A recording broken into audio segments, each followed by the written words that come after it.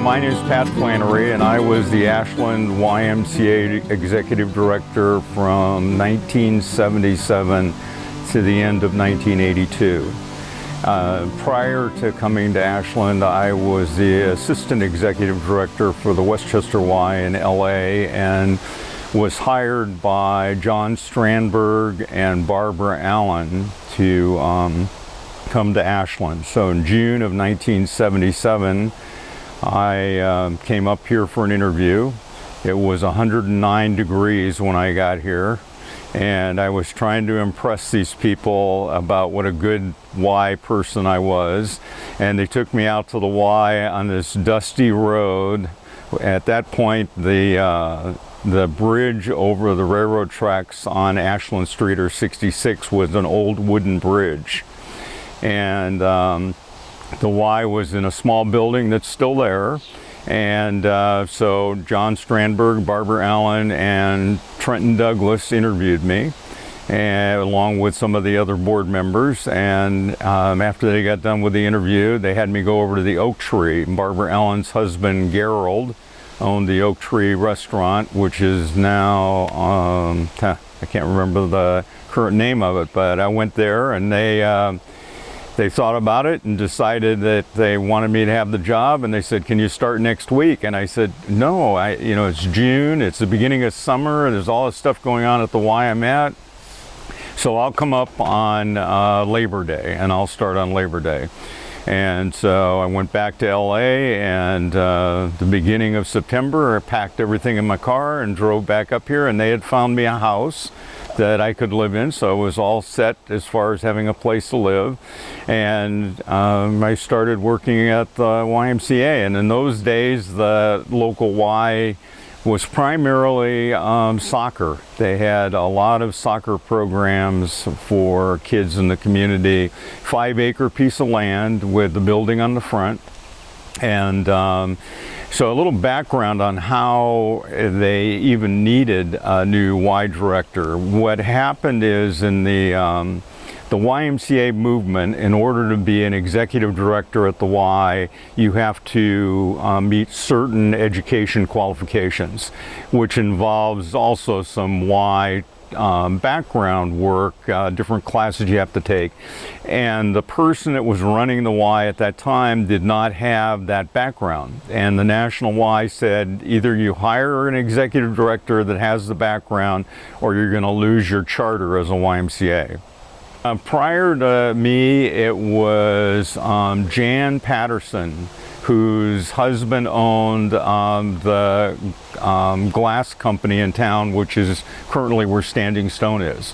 That used to, and I don't think it was called Patterson Glass, but it was a big glass company in town that did all the windows and doors and window replacements on cars, and so she was the Y director, and prior to her it was Don Cowan. And Don had moved here from Canada, and he ran the Y for a number of years, but ran into conflicts with B.J. Holland. And so you have to go back a ways. B.J. was the Presbyterian minister in town, well-respected individual. He was the one that succeeded in getting the Y building built out on 66 because he persuaded George Hunter to donate the money. It was B.J. that got George to donate the money for Hunter Park and for the YMCA. And so B.J. had a big influence on the Y. And when I came there, the Y was pretty much debt-free because of George Hunter. And so B.J. was a member of the board. The thing that's interesting is, so that if you went out and looked at the old YMCA building, the Y building was in the city. All the property behind the YMCA was in the county. And all of the property around the YMCA was in the county. And in those days, we're talking 10,000 people lived in town. Tolman Creek and 66, there were no signals. The only thing that was out there was Bi-Mart and Les Schwab. Those were the only two stores. There was no shopping cart. Albertsons wasn't there. And behind the YMCA was the original city dump. is located down on Tolman Creek behind the YMCA, and the guy that owned that property would dig up glass bottles, and he had a little glass shop, and people would go there to buy old antique bottles that he had dug out of the dump. And so that was that area of town in 1977. So I came here, and you know, I had an administrative assistant that worked part-time, and a person that came through, I can't remember what the federal program was, but there was a federal program that helped nonprofits that would hire somebody to assist you, and he was the soccer guy that helped with soccer and other youth programs. And so in those days we started Y Indian guides and all the programs that the Y did, and Mike Murphy, who was the Medford Y director, was a good friend of mine. Prior to that, Mike and I were both hired by the same guy to go to work for the Y within 6 months of each other. So part of the reason I even got up here was because of Mike, and he said, you know, Pat is probably a guy that we should look at. So when I got here, Barbara Allen, John Stranberg, by the way, John Stranberg is Jason Stranberg's grandfather. So John owned Associated Insurance with George Eschoo, and Barbara was a real estate person. Husband Gerald owned the oak tree. They had prior to that owned where the it's hard to describe, but right across the street from Market of Choice used to be a place called the Rats Motel, even though that wasn't the name of it, but the thing was infested with rats. And so Barbara and Gerald, you know, had a little like A&W stand there, and they moved from there out to doing the oak tree. So she was a real estate person, and anyway, that was the beginning of the YMCA, and we had some great board members. And at this point, my memory, it's hard to remember them all, but Pete Hawes, who was a big YMCA soccer guy, was on our board, and like I mentioned, BJ Holland, Gil Plunkett, the Plunkett Center at SOU, so Gil was on our board. And so they early on said, you know what we want to do is we want to build a swimming pool. We don't have a swimming pool in town. We want to have a swimming pool. So we began the process of working towards a capital campaign to build a swimming pool. And one of the things that makes a good YMCA director is having a strong development background. If you can raise money, the odds are you're going to be a pretty good YMCA director. So we started out doing what we called current support campaigns every year to raise money to help kids that couldn't afford to come to Y programs, and we gradually increased the size of the staff. So I hired Senior Program Director Pete Morris that came to us out of Southern California, and then Ben Benjamin was hired. Ben was here in town after he left the Y, went to work for Access, so Ben was one of our program directors. We hired a full-time administrative assistant who wound up going to work for Shakespeare after things got a little shaky at the Y. She went as the secretary to the development director at Shakespeare. So anyway, we did annual fundraising efforts and started working on a swimming pool. And the board evolved, and we got new people, more influential people in town. Dwayne Smith was on our board at one time. Dave Fortmiller at Fort Miller's department store, Dom Provost and Joyce Provost. And you know, in those days, so the Rotary Club met at the steakhouse.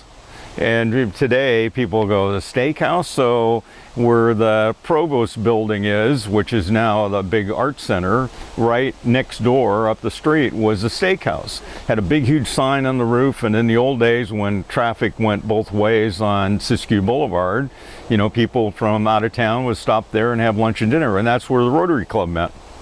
And I can remember, I was early, must have been here a month or two, and I did a slideshow for the Rotary Club. And Gary Prickett, was the president of the Rotary Club at that time, so it was 1977, maybe might have been early 1978, and I didn't have any slides, so I pulled slides from my old Y stuff out of LA and showed these slides, and Gary kept them and said, Pat, you maybe should get some slides to do a better job of representing Ashland. And I said, well, I'll try in the future, but I hadn't been to, and at that point it was sort of, I was the jack of all trades. The guy, we had soccer on Saturday, on Friday I was the guy that mowed the soccer fields. And we irrigated with TID water, so when the irrigation system failed, I was the guy that had to fix it or find somebody to help me fix it. So anyway, it was a complete different experience than working for a Y in Los Angeles, which we're talking big, huge YMCA's with lots of staff, and it was pretty much just when something happened, I was the guy that got called. So we worked on raising the money to do the swimming pool. And the decision was finally made, instead of just doing the pool, why don't we do a complete YMCA? So we were going to put in a gymnasium, an indoor swimming pool, racquetball courts, a couple of locker rooms. It would be a real nice facility. Well, we had a number of hurdles. The first hurdle was people, when we went out to start doing a study whether we could do this or not, people said the Y's too far out of town. Nobody's going to go to the Y. Why would anybody drive all the way out there to go to the YMCA? You need to move that Y closer to town. So at that point, Chuck Lamar, who was the president of Heritage Bank, and I went about trying to find a place closer to town that we could put the YMCA. And we looked at a number of different places and realized that it just wasn't, we weren't going to be able to do it. The cost. What did you even consider? Where the baseball fields are for SOU, right across from the middle school, at that one triangle. We looked at it. In fact, John Maurer, who was on our board, went up in his plane and took the photos of the property. We were going to do that. And the Pearsons owned the property across East Main, next to the old house. I can't remember the name of the people that owned that house, but we were going to put the Y next to that, but no site seemed to be appropriate. So we wound up saying, that the property we have on 66 is valuable enough that we should sell that property and buy the property behind. So the 7.5 acres behind the YMCA we bought, which included part of the dump. So the underneath the soccer fields is the old city dump. And at that point, there were only a couple of houses on Tolman Creek. There was nothing. I mean, we're talking out in the country. We actually bought the land, yeah. So, but it didn't cost a lot of money, and so we bought it with the intent that we would annex it into the city and build a Y there. But so then we went to the city and said we want to annex the property, and the city said, well, the problem is we don't have a lot of water, and we really don't think we have enough water to accommodate the inclusion of this piece of property into the city. And I said, well, how about if we drill a well? And they go, okay, you can try it. So we drilled a well, and I think the Y is still using the well. 350 gallons a minute from this well. It was the most incredible well. It would supply at that time, a third of the water for the whole city of Ashland came out of this well. And so we finally were able to persuade the city to let us get the property and annex into the city. And then we went about the fundraiser. We needed $2.4 million. We raised $1 million. So the challenge was, how are we going to get to $2.4 million? Now, in hindsight, I should have just scrapped the whole thing and put the pool behind the existing Y building and I said, that's it. But we felt strongly enough that this would be something that the community would use, the community would want.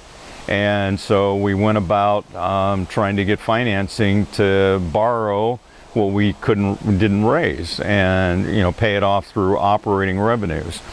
Banks' interest rates at that point were 15 to 18%. In fact, the United Way director at that time stopped me on the street and said, I just bought a CD at 20% interest. And he said, isn't that great? And it was. If you think of it, oh my gosh, you're getting 20% off your investment. But we couldn't find a bank that would loan us the money. And when we couldn't find a bank to loan us the money, people started backing out on their pledges to pay the money, and so then we started having a spiral effect where we just didn't have the money to do what we wanted to do. We now had this new piece of property. We started grading it to put soccer fields in there, and we eventually sold the property right next to the YMCA to McDonald's. Sold the YMCA to a guy from Maine who was a survivalist. We didn't know why he wanted it, but he stored a whole bunch of camping gear in the downstairs and never used the building. And that helped pay back the loans that we had with Heritage Bank to buy the new piece of property and keep the YMCA operating. And then 1982, it became obvious that we weren't going to be able to do it, and the Y would have to scale back and go back, in essence, to the way it was when I got here. A small operation, one person running it, and now the dilemma is we didn't have a building. So we're operating out of a house on 66, a couple of blocks the other side of the railroad tracks. And Ben went to work for Access. Pete went to work for a YMCA in LA, and the end of December 1982, I went back to LA and worked for the YMCA in the San Fernando Valley, the Mid-Valley YMCA. You still had that piece of property in the back, though. Yeah. Yeah. And it was, at that point, we had converted it to soccer fields. And so what happened, after I left is the Y, with the effort of Bruce and Mary Bergstrom, who were on the board, they really had to struggle with what can we do to keep the Y afloat. And the Y had been moving from place to place. And we also had a very good preschool. Julia Dutson was our preschool director, did an outstanding job. And so they said, well, we need to get rid of these soccer fields. We cannot afford to, maintain them. So they gave the property to the city with the understanding that the city would keep them as soccer fields, a YMCA park, which is what it was called for years. And that took a lot of the financial burden off of the Y. And after I left, Carol Jensen came in. Carol had been a Y director in San Luis Obispo, and so her parents live here. I know too many things about too many other. So her brother is Dee Chrisley, who was a doctor. He still is a doctor in town, I think. So her mom, in fact, Mary Chrisley, I think, worked at SOU. So Carol ran the YMCA. I went to LA, and after 6 years of being in LA, I said, I don't want my kids to go to junior high school in LA. I'm going to quit the Y, and I'm going to move back to Ashland. So I quit the Y, moved back to Ashland, and for a period of about 6 months, I didn't do anything.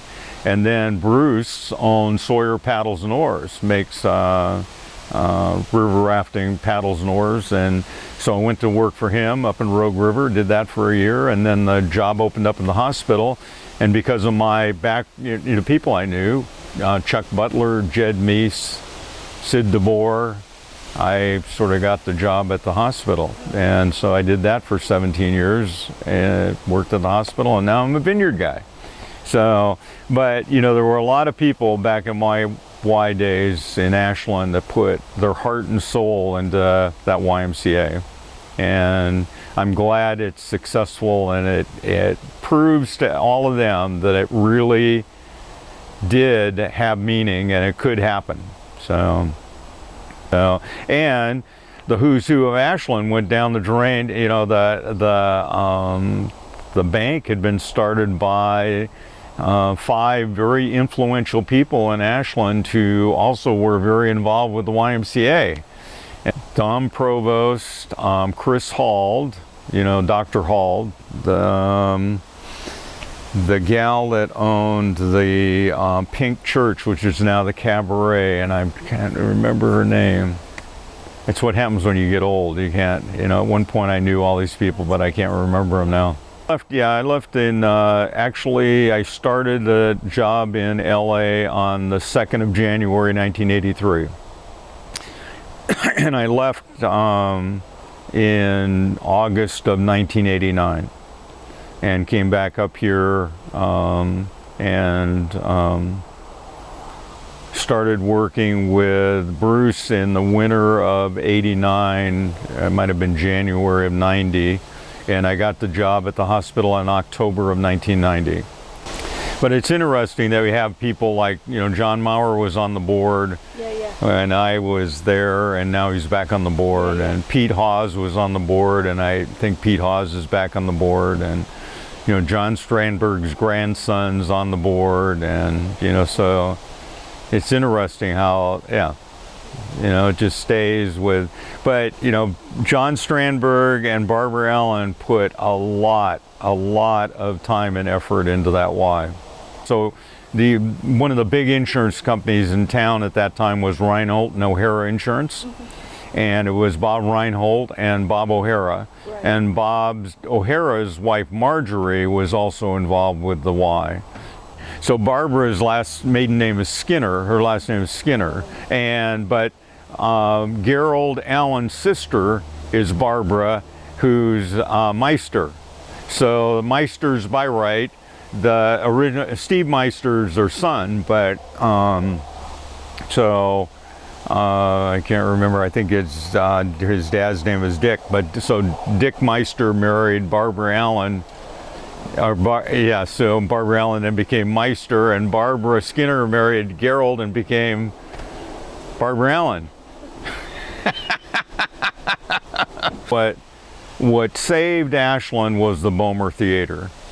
In 1968-69, Ashland was in pretty bad shape. A lot of downtown was boarded up. What happened when the Elizabethan stage was open, things were wonderful. September it closed, everybody's gone. And so the population when I got here was 10,000, so it might have been 8,000. But when the Bomer was built, which it's the same kind of thing as with the Y. So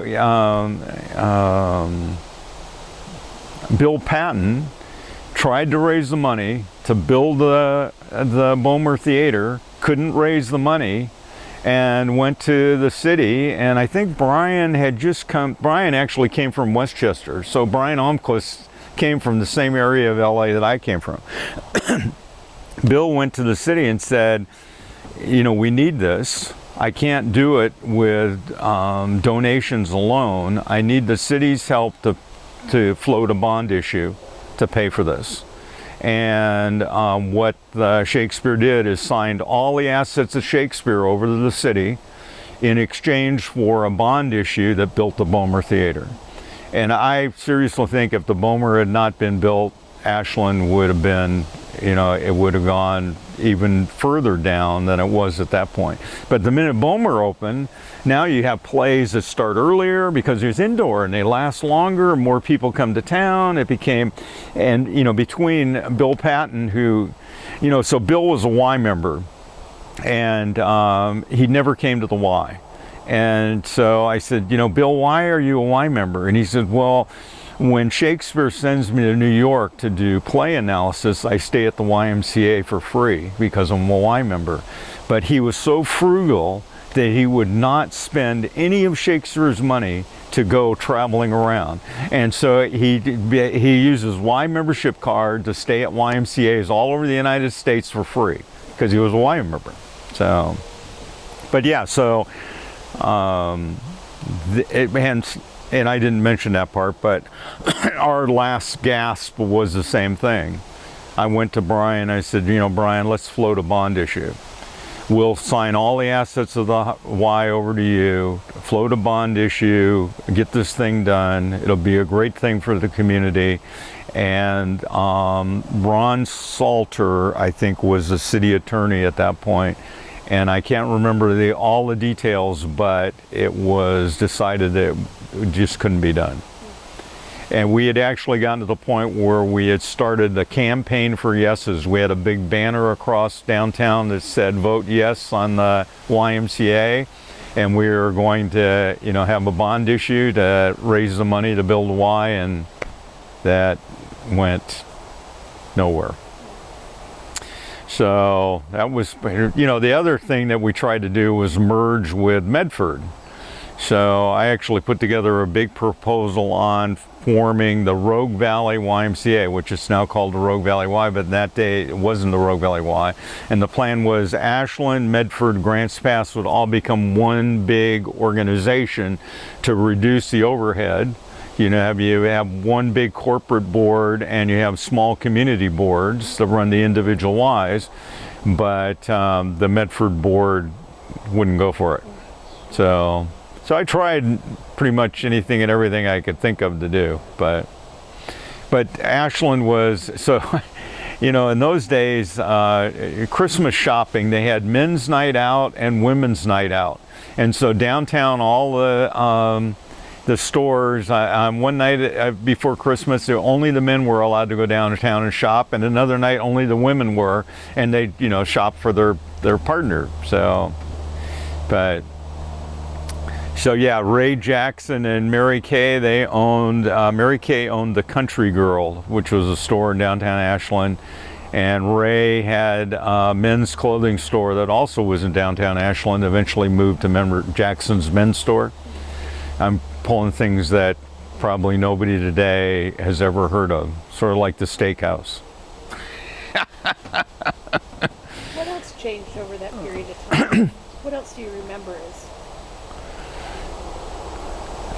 You know, the thing I remember more than anything else is that there were no stop signs. You know, it was pretty much, and when the sun went down, there was nobody around.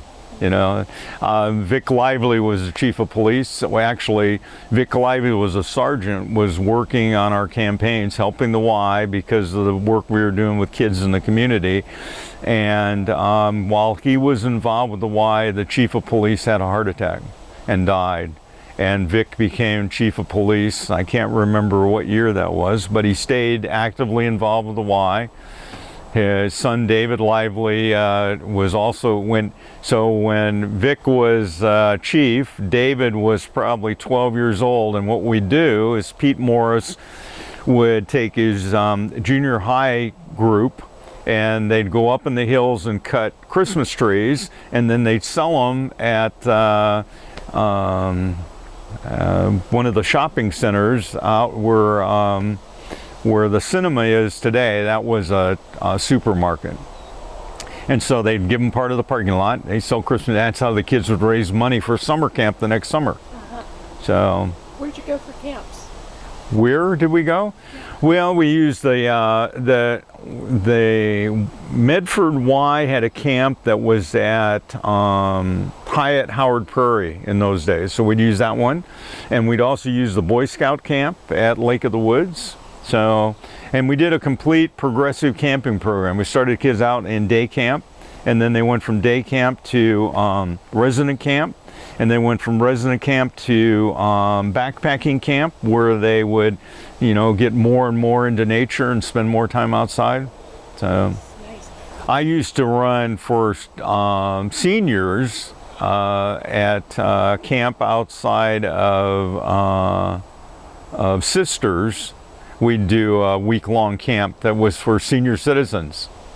So I'd take all these senior citizens when we go camping for a week, and they'd stay in little cabins and, get to swim and play cards in the evening, and it was a great time. So I have some documentation from 1971 that shows Ashland Y builds strong young men and strong bodies. So there was a focus, even as late as that, on the male as a Y member. And Mary Bergstrom, I think, was instrumental in bringing women into the Y. Is that? Can you talk? Well, by the time I got here, it was pretty much a family Y. Right. So that, one of the greatest things that the National Y did was change from Young Men's Christian Association to the Y. That when I was a little kid, I went to the Y when I was 6 years old, and in the Glendale Y in Southern California, and it was all boys and men. Women weren't allowed. But in the early 60s, the Y made a conscious decision to become a family-oriented YMCA. And so they worked at providing activities for every member of the family. Yeah. So when I went to work for the Y in 1970, it was Family Y in Southern California. And when I came up here, it was the same way. Okay. We had as many women involved in the Y. In fact, we had probably more women involved. And, we did things like, we had this program called Rugrats, where women could bring their newborns and do exercise programs. And so we had all kinds of stuff. But, I was pretty much it. I was the guy that was doing all this stuff. So, and, like I said, it was out on the edge of town. Dusty, and I out of my office window in the first few months, you could see the coyotes out running across the soccer fields behind it, and so. When you mentioned that you had the Presbyterian minister on your board, what was the church involvement at that time? Well, there's still in the National Y today. There's still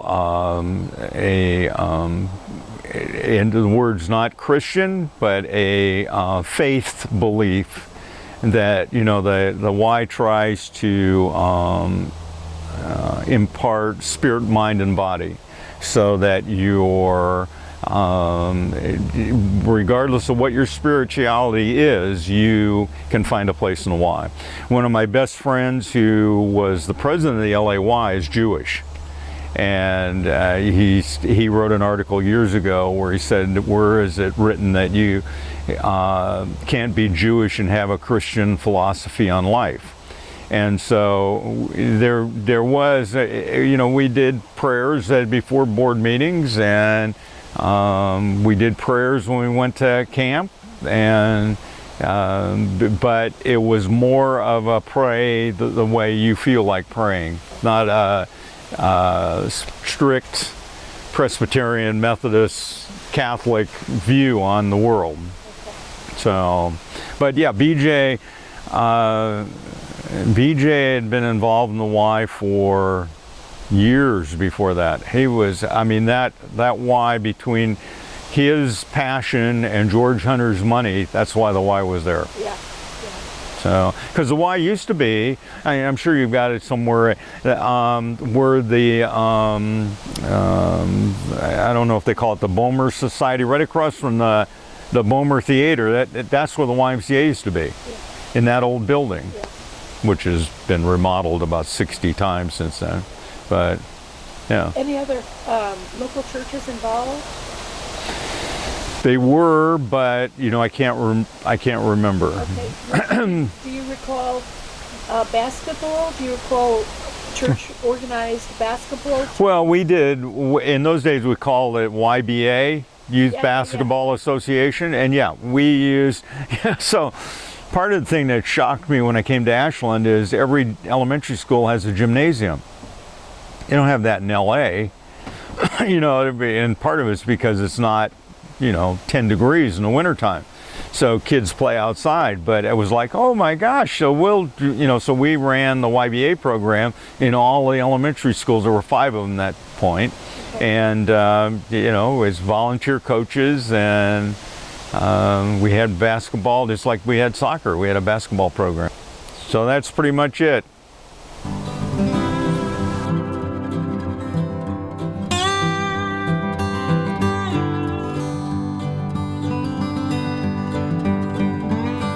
So I interviewed for the hospital job in the summer of 1990, and Parker McCrary was the development director for Rogue Valley Medical Center, and he applied for the job also, and they offered him the job, and he wouldn't accept it because of the pay.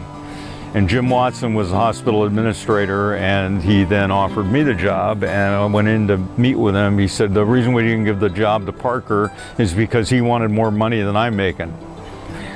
So that's how I got the job. So the hospital was a department of the city of Ashland. It had been since I could spend hours. Jesse Winburn Street. So Jesse Winburn came to town in the late teens, maybe early 20s, and wanted to build a big house up in the hills.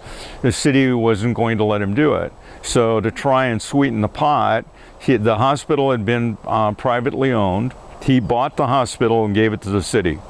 And so we're college, the U-shaped, what is the name of that building?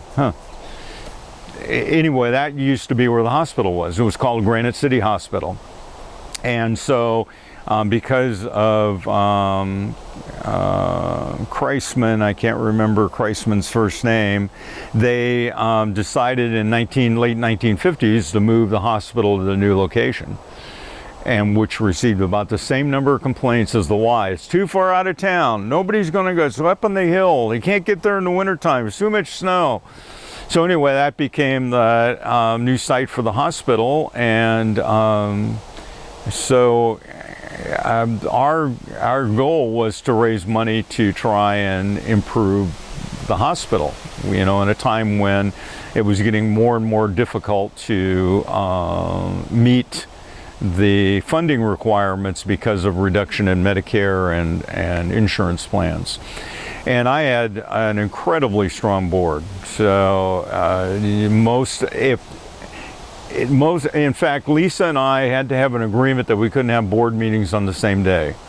Because if we had board meetings on the same day, board members would have to decide where they wanted to go. So a lot of people that were on the Y board were on the hospital foundation board.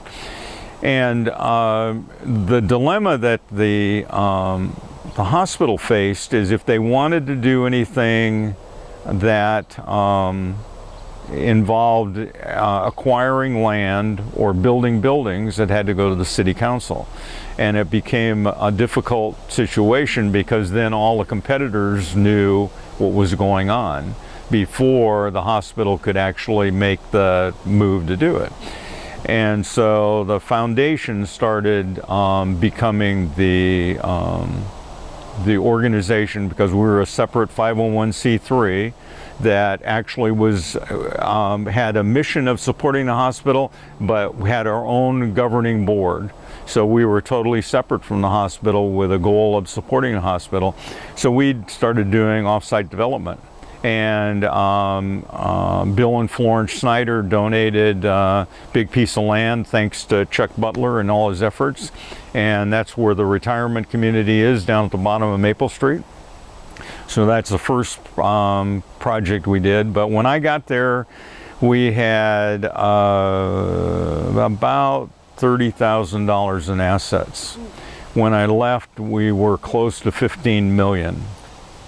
And we owned pretty much all the land around the hospital. Everything around the hospital was owned by the foundation, along with the big piece of property in Talent, where we had a medical office building there and a pharmacy and another building. So we owned that, and that too was because of Chuck. Chuck, a guy called him one day and said, "Hey, I've got this piece of land I want to get rid of. I'll let you have it cheap." And Chuck put the down payment on, and the foundation reimbursed him for it, and he transferred it over. But you know, he could have kept it himself and made a huge amount of money, but he transferred it over to the hospital foundation, and we made a huge amount of money. And all that money went back into supporting the hospital. So we built the medical office building that's at the corner of Maple and North Main. We built that medical office building. There's one right across the street. Val Swanson was a physical therapist in town, and at the corner of it's right below the parking lot. We built that building for the hospital. And I had a pretty strong board, and you know, I was the only staff person, so it was not like I could do it all myself. So they were the nuts and bolts, and they made everything happen. I just was the guy that did the paperwork that helped them along in their effort to make the hospital a stronger facility. And you know, and I was long gone when Asante bought Ashland Hospital, but I've been told that a number of these assets were what persuaded Asante to take Ashland Hospital. If they hadn't been able to transfer those assets over to Asante wouldn't have done it. But it helped make the deal go through.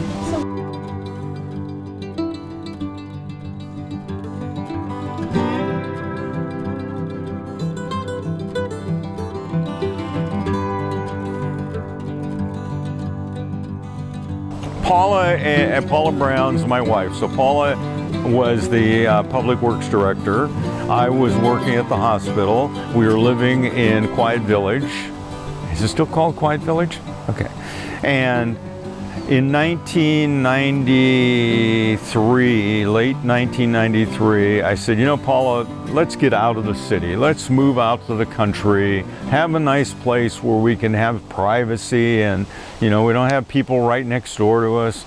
And so I found this place, and let's go look at it.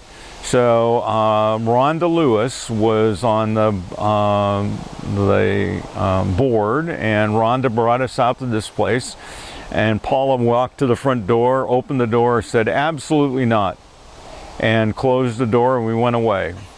And we looked for other places, and nothing seemed to really. So in the latter part of 1996, I said, you know, Paula, that house is still for sale. Let's go out and look at it one more time. And now Rhonda was no longer on the board. Carlene Hester was on the board. Carlene's another real estate agent in town.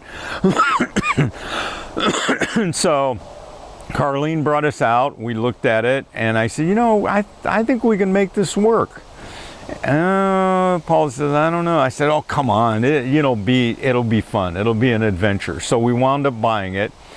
It was in such bad shape, obviously in bad shape when you consider it was for sale from 1993, 94 to 97 when we bought it, and everybody in town had looked at it, nobody bought it. So we had, the guy had put 12-inch pavers on the floor, overloaded the floor so the floor sagged. Put yew-wood in the master bedroom, but laid it green so the yew-wood shrunk so you'd get your toes stuck between the chunks of yew-wood. And anyway, the list goes on and on. But we fixed it up, got to the point we moved in, and then looked outside and went, oh my gosh, we haven't paid any attention to the fact we have 13 acres of land that we haven't done a thing to, because all we have is a little Sears and Roebuck push mower.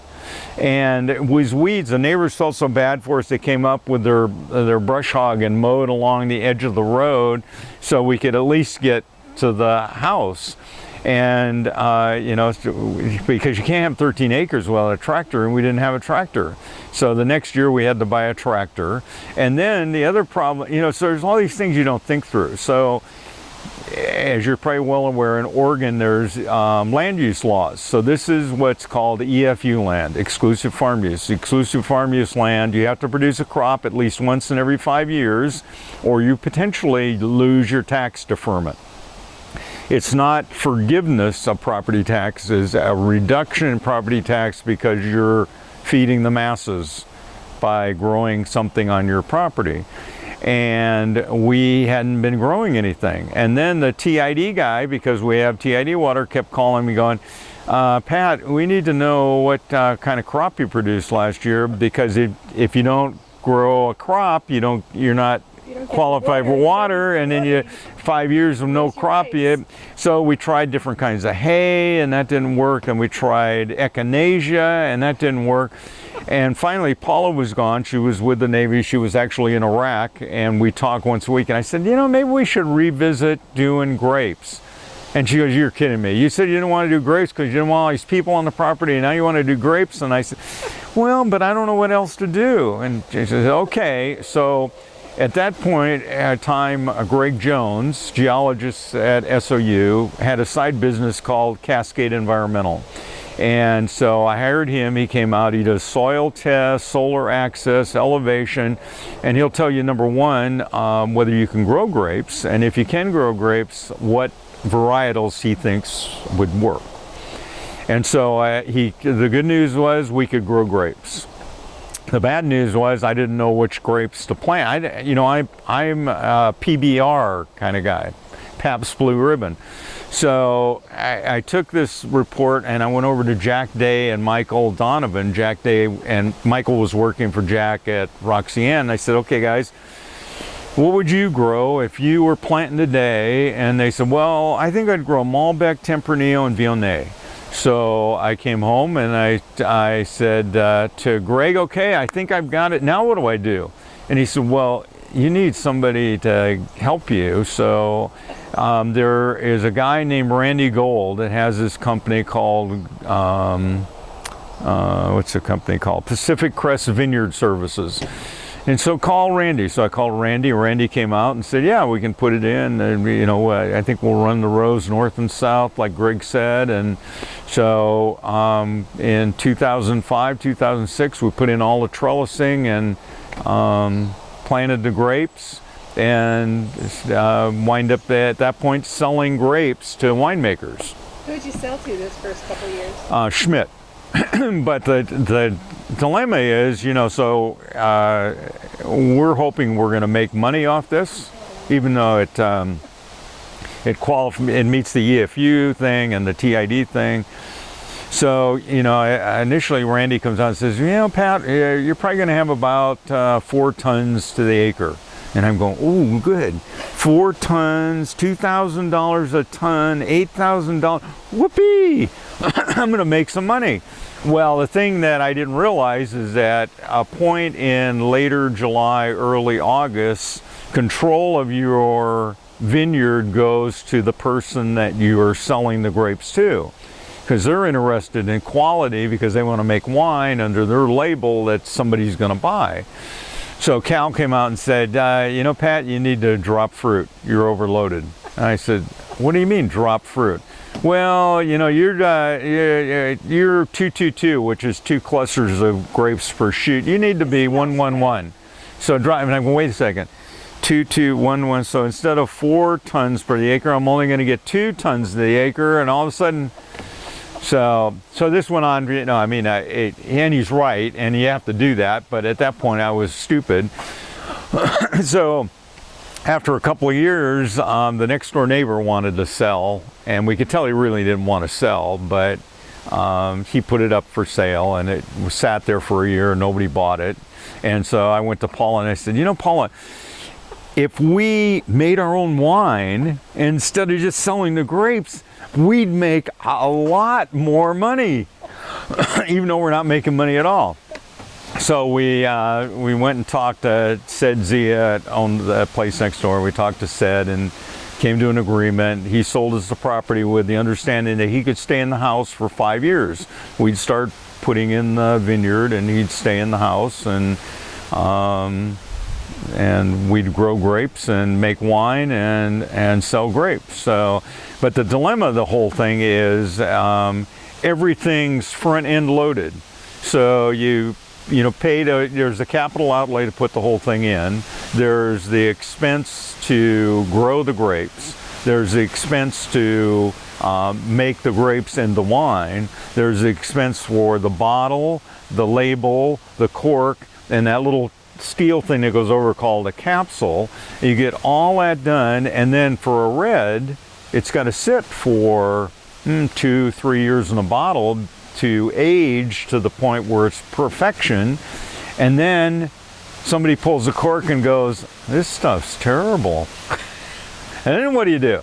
Thank goodness we haven't had that happen yet, but that's the theory that always goes floating around in your mind is there's no guarantee about what the wine's going to taste like until you pull the cork and taste it. And we finished the tasting room in 2007. So what happened was we bought that property in 2008. Said and Marilyn were going to stay there till for 5 years, and we'd actually thought, when 5 years up, they could stay. They sort of become our adopted parents, And then Marilyn had a stroke, which was shocking because she was the active one. Said didn't do anything, just sat around. So she had a stroke and within 6 months was dead. And we were in the process of planting, each year we'd plant a little more next door, and Said came to us and said, I'm leaving. And we said, well, where are you going? And he said, the Philippines. My kids hate me. I don't want to live here. I met a girl online. I'm moving to the Philippines. And Said was 82, and the girl was 37 with 4 kids in Cebu City. And we went, oh, no. Because he's sort of now our adopted dad. We said, why don't you have her come over here first? We can meet her, you can meet her, and see what this is like, see if it'll work before you fly all the way to the Philippines. Okay, so months go by and we hear no more, so we went over one day and said, what's happened with the girl coming? Well, I sent her $5,000, but she can't get out of the Philippines. We're like, oh, this just does not sound good at all. So we tried to talk him out. He said, no, I'm going. So he had one final party on the 4th of July in 2011, and his kids came. His son and daughter came, all the grandkids came, and his son drove into the Greyhound bus station in Medford, and he took the Greyhound bus to San Francisco. Now you ask, why did he take the Greyhound bus? He said, well, if I take the Greyhound bus, I can sleep on the bus, and it gets there in the morning, and it's right by the Philippine consulate, so I can go in and get my passport, visa to go to, and I don't have to pay for a motel room. So he saves all his money, and so he took the Greyhound to San Francisco, got his visa, went off to Cebu City. The gal's 17-year-old son met him at the airport, picked him up, and he is the happiest guy in the world. She takes care of him. He's built a house for expats in Cebu City, and every once in a while I get an email from him. He says, this is the greatest life I've ever had. Now you could think things could have gone a lot worse than they did, but they turned out perfect for him. So anyway, so then it was like, okay, now we've got this house, which I could spend an hour and a half talking to you about the house. So imagine, you're talking about a 5-bedroom, 4-bath house that he takes one suitcase and leaves. So, the beds are unmade, there's clothes hanging in the closets, the dishes are in the sink dirty, the dishwasher hadn't been run, the stove has pans with grease in it.